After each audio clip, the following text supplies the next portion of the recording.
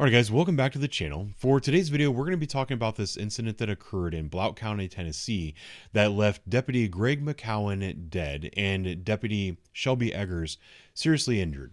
This is an incident that's very tragic and very difficult to watch, but it's making its rounds around the internet and a lot of people have an opinion on it, and people have asked me to weigh in on this situation. It's not one that I am excited to do, and it's not something, this is not the type of video that I like to make. Just be perfectly clear about that. And particularly from the lens that I have to make this video.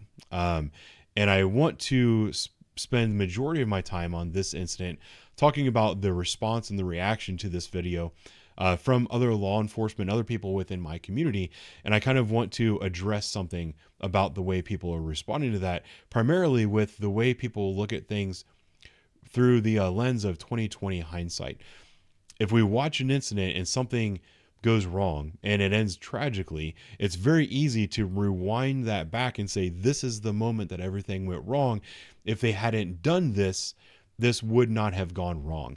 This is something that I'm going to kind of come back to where I say, you know, when there's an incident like this and there's a tragedy, we want to try to find a way to prevent this tragedy. We want to find something to blame. We want to find somebody to blame. We want to be able to pinpoint what went wrong so that we can prevent this from happening again. So there are people that are out there that are blaming Greg for making a fatal error and getting himself killed.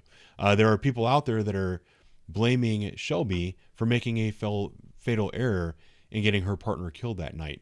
I don't think that type of blame game is appropriate. I think the only person that you can blame for this is the man that you're looking at sitting in the driver's seat of this vehicle right here. That is Kenneth DeHart. He is the man that pulled the trigger that shot these two deputies. He is the man responsible for what happened that night. It is his fault. He is the reason that everything went wrong. It is not the officer's fault. The officers were doing the best job that they could with the information that they had, dealing with a constantly evolving, high pressure, highly intense situation. And they were responding to the best of their ability with the information they had at the time. It's very easy to look back at these incidents and say, look, that right there, that was the moment that everything went wrong. If they hadn't done that, it would have ended differently. But the problem is you're not working off the experience that they had up until that moment in time. You're looking at it through a lens of 2020 hindsight, and I don't think that's appropriate. I want to also kind of talk my way through how these incidents occur and the reason that some of them go one way and some of them go another way.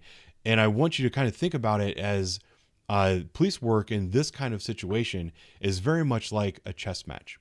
You know, you can have these two chess masters that are playing against each other, and one moves, the other person counter moves, and you are trying to move in a way that's trying to predict what the other person is doing. If you successfully predict what that other person is doing, your technique is going to work. If you set out a plan and you try to predict what that person's doing and they take an unpredictable path, your system, no matter how good of a chess player you are, how smart you are, is going to fail in that scenario. That's why we have these chess masters that play each other. These are the best in the world. They're the best and the brightest. They're going at each other, and they're counting on being able to outpredict the other person's movement. If the other person makes a movement that you did not predict, you're going to fail in that situation, and that is something that a lot of people fail to take into account when they're looking at incidents like this. And I think one of the most insulting things that I've seen in the reaction to this video is police officers and non-police officers alike saying this is the reason that police officers need to train. If these police officers train and they responded to their training, this would not have happened. That's the conclusion that people are jumping to. And I'm here to tell you that that is false. That is faulty logic, and people need to stop talking that way. And another example that I'll bring up to you, there's many. You know, think about MMA fighters. The first person that I thought about when people said, you know, this is a lack of training, these officers didn't train. If they trained properly, this wouldn't have happened. The first person I thought about in that situation was Tim Kennedy. Tim Kennedy, and I'll put some pictures up on the screen, is an MMA fighter, a Special Forces veteran, Army Ranger veteran, multiple combat tours, fought in the UFC, was a world class wrestler, jiu-jitsu fighter, boxer, grappler, one of the toughest men that's ever walked the face of the planet. He trained his ass off. He trained his ass off his entire life. He still trains his ass off. He did not win every fight that he was in. Regardless of the amount of training, there's still a possibility that you as a police officer are going to come across a situation that you can't win. Or you could have won had you known what the suspect was going to do. But you have to, at the moment, make predictions based on your prior experience and your training on what you believe that suspect is going to do, and then act accordingly. That's what these officers did in this situation. And in a minute, I'm going to show you a little bit of video. I'm going to show you why I believe they chose to go down the path that they went. And it's unfair for people that are now coming back and looking at the point of failure and saying these officers screwed up because they did this at this moment. At that moment, they were dealing with a very high pressure, highly quickly evolving situation, and they were doing the absolute best they could with the information that they had at the time. Did they make a perfect decision? No. If they made that decision 9 times out of 10 or 90 times out of 100, would it have ended this way? No. 9 times out of 10 or 99% of the time, 99 times out of 100, if these officers did exactly what they did on this particular day, they would have gone home to their families. The suspect would have been arrested and taken to jail, and everything would have been okay. That's the part about this incident that I think a lot of people are forgetting. So if I could, I'm just going to walk people through what happened on this day. This particular day was Deputy Shelby Eggers was on routine patrol, driving down a country road, spots a silver Lexus SUV in front of her, crossing left of center multiple times, going left of center. I'll put the video up behind me over here. She sees this vehicle going left of center multiple times. She initiates a traffic stop. She approaches the vehicle in a very kind, very respectful, very cordial manner. I'll show that right here. All right, my friend. Now that we're out of the way there. Yes, ma'am, sorry. That's all right. My name's Shelby. I work for the Blount County Sheriff's Office. I stopped you not because you were all over the road. I'm sorry. I didn't notice it. I just put my hair up. Putting your hair up? Yeah. Okay.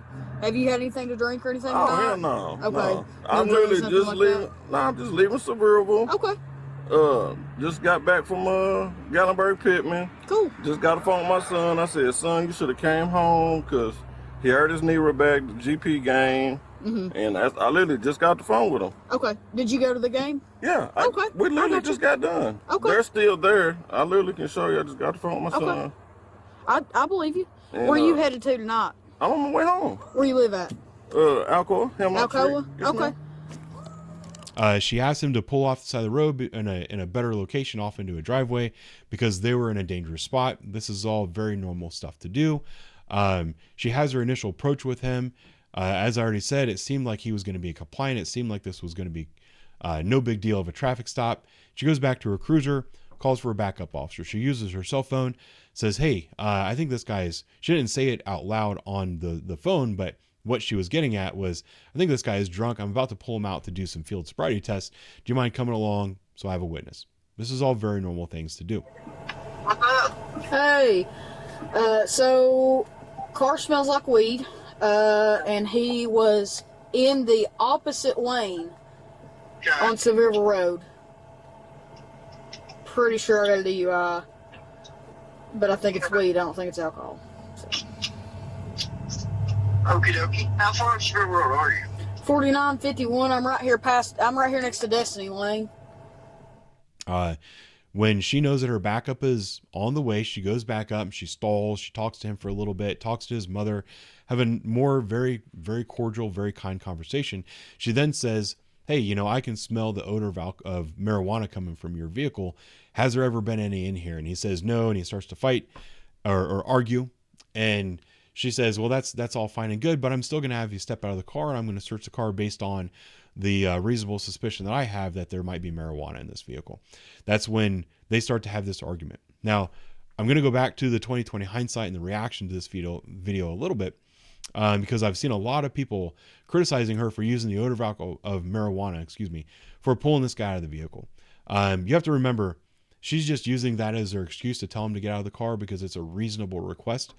She doesn't have to give him a reason. He has to get out of the car. Whether or not he likes it, it doesn't matter. He has to get out of the car. She is also, mind you, investigating drunk driving or intoxicated driver situation. He was weaving left of center. She has video evidence of that. It's very clear video evidence. She can pull him out of the car, request that he do field sobriety test. He has the right to refuse them. That doesn't matter. You know, she still can order him out of the car. These are all very clear, very legal orders, and she's doing it in a very nice and kind, very patient manner. Eventually, backup arrives, which is Deputy Greg McCowan. They start nicely to ask him to get out of the car.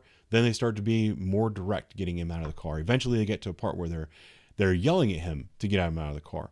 Now, this is a part that I want to address. We're 17 minutes into the video at this point. 17 minutes in the video. We are 6 minutes after she first asked him to get out of the car. I'll play that part right here. I smell weed in the car. Have you ever smoked weed in this car? I don't smoke or nothing. Okay, you don't smoke or nothing? No. Has anybody ever smoked in the car? Nobody. This is Okay. my grandma's car. Okay, That's I got you. bogus, man. Okay. Man. Well, I smell it. So what I'm going to do is I'm going to have you step out and hang out with me. Okay? My partner's going to get here. We'll search as long as everything's good. I'll get you home. There ain't no weed in here. Nobody Okay. smokes weed. Don't do me like that now. Okay. Don't do you like what? She trying to say she smells weed. And I'm like, you know I don't smoke weed. Nobody I know smoke weed. Okay. I didn't accuse you of smoking I weed. just got my kids' backpacks and food. We literally just went to Okay. So now fast forward 6 minutes where they have peacefully, calmly tried to negotiate with him to get him out of the car. It's clear that he's not going to get out of the car with some kind of use of force. That's where the kind of the meat and potatoes of this incident is going to happen. They're yelling, screaming at him, arguing him, telling him to get out of the car. He doesn't want to get out of the car, so that's when they take action. This is the action that they chose to take. This is not my car. I'm not doing nothing I didn't wrong. say it was your car. Get out of the car, Kenny. Go ahead, hit him. Out of the car. What are you for, man? Get out of the car. What are you looking for? Taser the board. Get out Get out of the car! Get out of the car, bro. Don't do nothing. Get out and do nothing. Get Kenny, you better open the Please door. don't do this to me. You're about to get it again. You're gonna get it again, Kenny. Please. Kenny. Please stop. Let me talk to my member of my